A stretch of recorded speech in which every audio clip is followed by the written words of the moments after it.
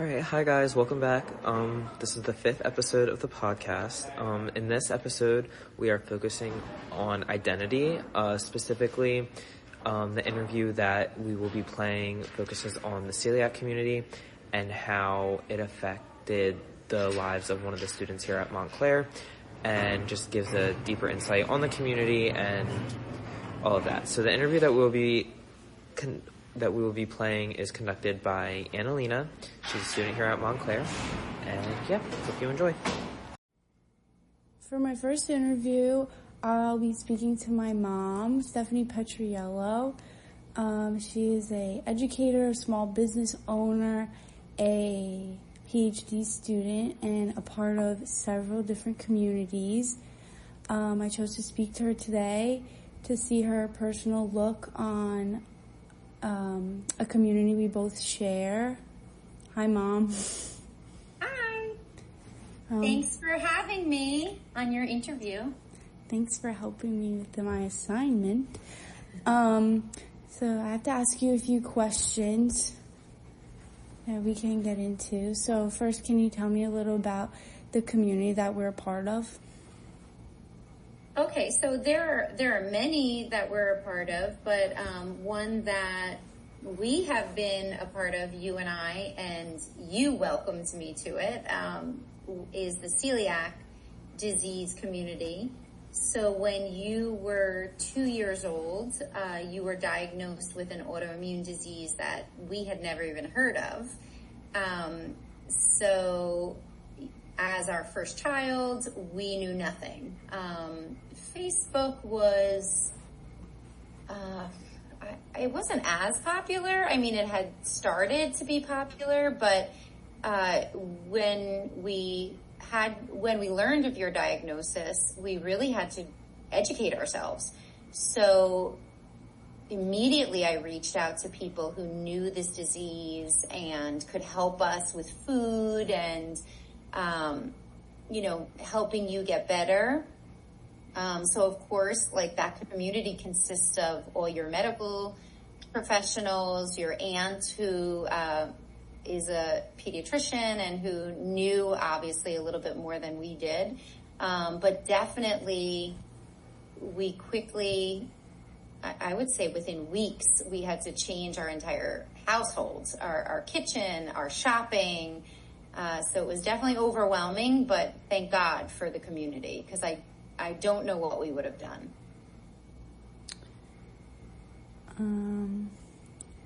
Okay, so why is this community important to you? So I would think, like, you had gone, so you were 2, so you had gone to preschool. You were 3 and 4-year-olds preschool. So that's our first glimpse at other people who knew of this disease. So I would say, even down to like Play-Doh, how to make Play-Doh that was gluten-free, how to send you lunch, what to do when other people were celebrating a birthday. I remember we had gone to a birthday party, and before we knew any different, we let you eat the cheese from the gluten pizza. So we just took the cheese off and we fed you that. And we let you take the icing off of the cake, because I had no idea. So not until I started talking to people, and again, Facebook was starting to become popular, but really it was just me letting people know. I mean, obviously people noticed that we were bringing all our own food, that you had your own, supplies at preschool. So people started talking about it. So the community really was word of mouth at first, and people just saying, oh, my mom has that, or I've heard of that, you should try out this store. At one time, and we've told you this, we used to drive 45 minutes to a store that was known as the gluten-free grocer. It was the only place that we could find horrible bread and a couple of snacks. And that was our community. So the people who worked there, we would ask them questions. Obviously, the gastroenterologists and doctors, we would ask questions. But now it's Facebook. There's pages on Facebook. There's Instagram accounts. Everywhere we go, we can find a place that's gluten-free. So I think being a part of a community like that, it's knowledge. It's hearing about how, people have dealt with it, because you're all alone at the beginning.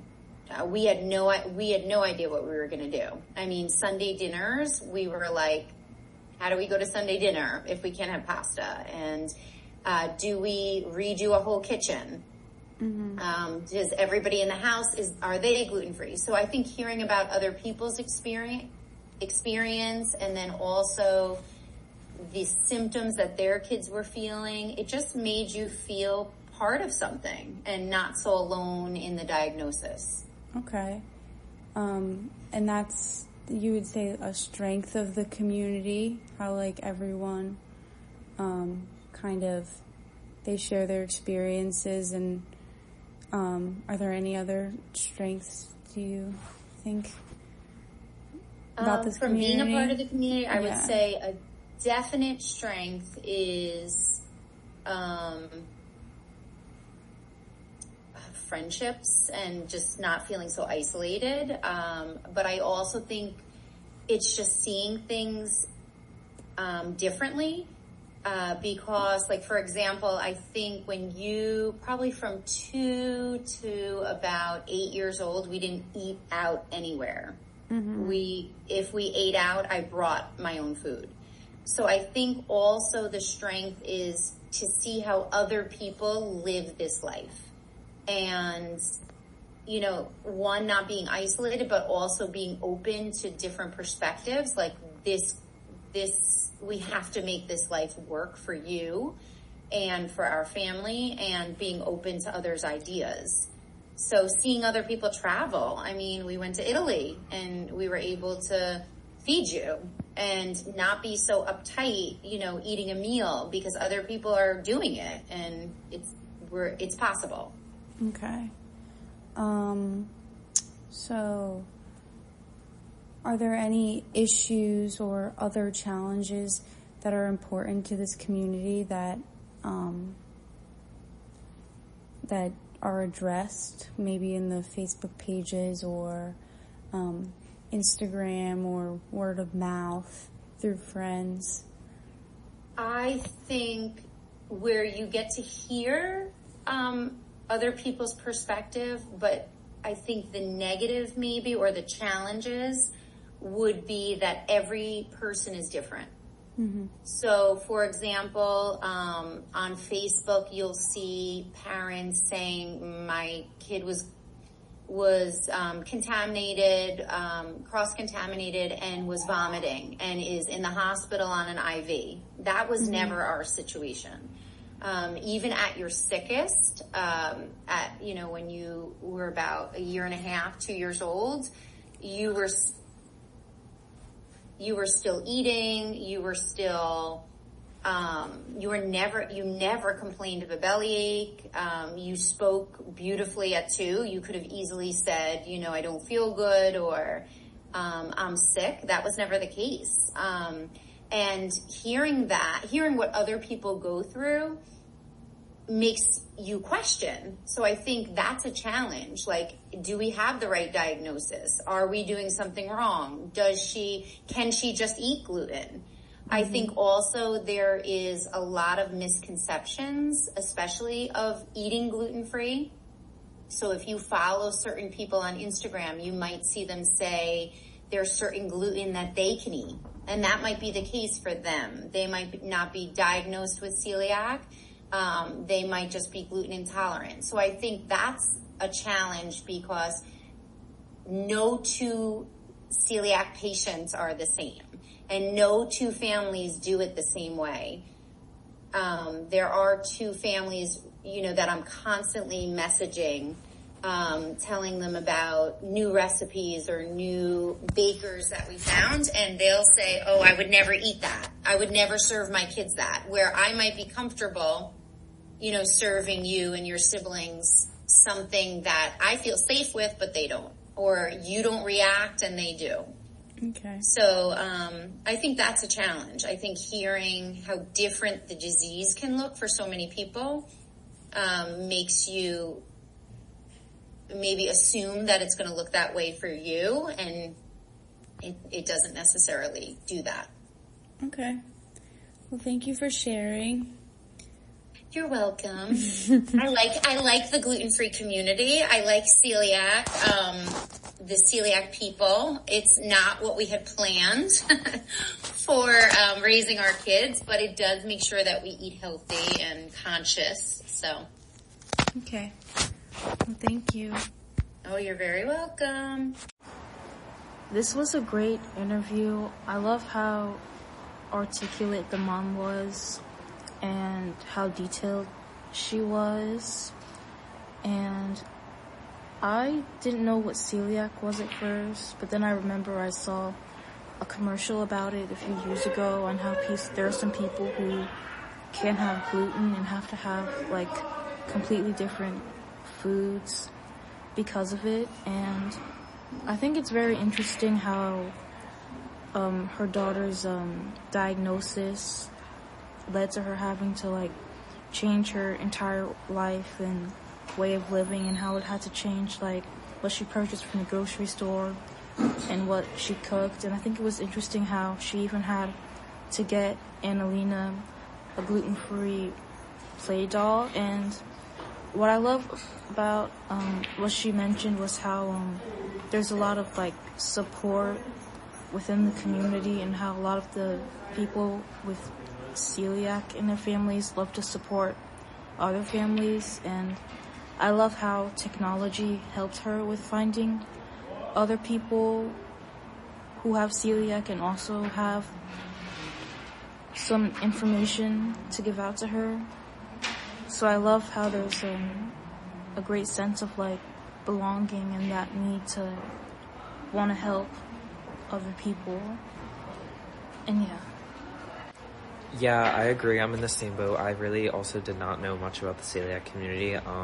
I actually thought just celiac meant that you couldn't eat gluten at all. I didn't know that it was case by case and everyone's different, and that some people can actually eat gluten. So that was interesting to find out.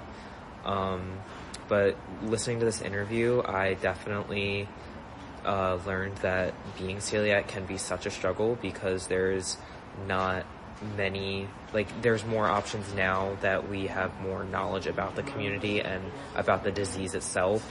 But her mom mentioned, when Annalena got diagnosed, there wasn't much information about it, nor was there many gluten-free options or restaurants around. And she even mentioned that there was actually only one grocery store it was 45 minutes away that they had to go to in order to get food, just so that there was no worried about contamination or anything, which I just thought that was very shocking to know that only one store carried gluten-free options. But obviously now it's changed. There's definitely more gluten-free options, more gluten-free restaurants. So it's also cool to know that there has been so many more advancements, and just the knowledge has grown about the community. Yeah, so overall, this was a great interview. I definitely learned a lot. Thank you guys for listening, and stay tuned for the next episode.